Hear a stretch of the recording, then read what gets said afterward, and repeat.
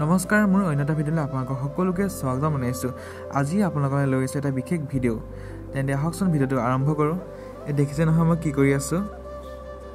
ঘৰৰ পৰা গুৱাহাটীলৈ বুলি এটা হাঁহ লৈ আনিছিলোঁ, মতা হাঁহ। যিহেতু হাঁহ মাংস খাই খুবেই ভাল পাওঁ। গুৱাহাটীত যিবোৰ হাঁহ পায় আপোনালোকে নিশ্চয় গম পায়েই কেনেকুৱা ধৰণৰ। কিছু ঘৰত পোহা হাঁহ আৰু ফাৰ্মৰ হাঁহ বহুত ডিফাৰেঞ্চ আছে। সেইটো কাৰণে ভাবিলোঁ আজি কোনোদিন নোপোৱা এটা অভিজ্ঞতা ল'ব বিচাৰিছোঁ। যিহেতু মই কোনোদিন হাঁহ মাংস কাটি পোৱা নাই, আৰু ফাৰ্ষ্ট টাইম হাঁহ মাংস কাটিবলৈ লৈছোঁ। বিশেষ আৰু আমাৰ যিহেতু হাঁহ মাংস কাটিবলৈ ভাল এখন বিশেষ দাহো নাই, তথাপিও যিহেতু খাই ভাল পাওঁ নিজে কৰিবই লাগিব। সেইটো কাৰণে সৰু কটাৰীখনে হাঁহ ৰেপি কাটিছোঁ। দেখিছে নহয় ইয়াৰ হাঁহ কিবা কাটিছোঁ। কটাৰীখনো মানে সৰু হয় ন, আৰু হাঁহ মাংস যিহেতু জানেই বহুত লিকটীয়া হয়, আৰু তথাপিও যিহেতু খাই ভাল পাওঁ ন, কৰিবই লাগিব, কাটিবই লাগিব। সেইটো কাৰণে ধুনীয়াকৈ কাটি আছোঁ। দেখিছে নহয় হাঁহ মাংস কাটি হৈ গ'ল মাংসখিনি।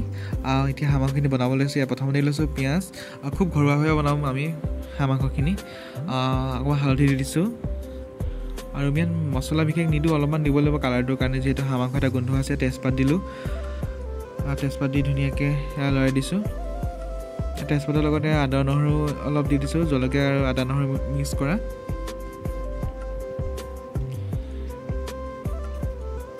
আদা নহৰু অকণমান ভাজি লওঁ ধুনীয়াকৈ।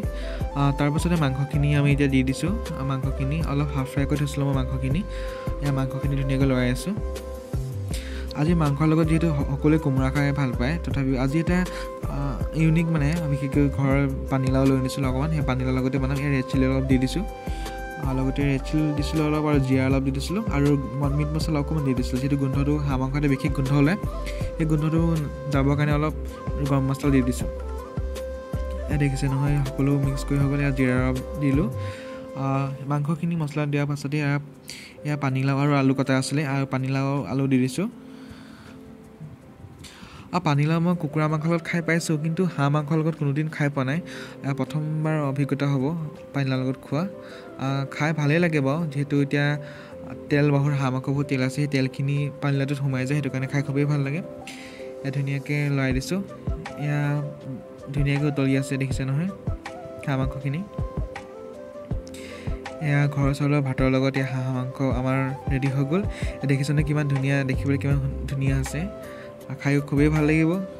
আপোনালোকক জনাম খাই কেনেকুৱা লাগিছে। আজিলৈ এইটোৱে ভিডিঅ' আছিলে। যদিহে মোৰ ভিডিঅ' চাই ভাল পায় তেন্তে লাইক, কমেণ্ট আৰু ছাবস্ক্ৰাইব কৰি দিব। যিহেতু মই প্ৰথম ভিডিঅ' বনাবলৈ ষ্টাৰ্ট কৰিছোঁহে, আপোনালোকৰ সহায় আৰু সহযোগিতা অবিহনে মই কেতিয়াও আগবাঢ়ি যাব নোৱাৰিম। আপোনালোকৰ সহায় খুবেই প্ৰয়োজন আছে।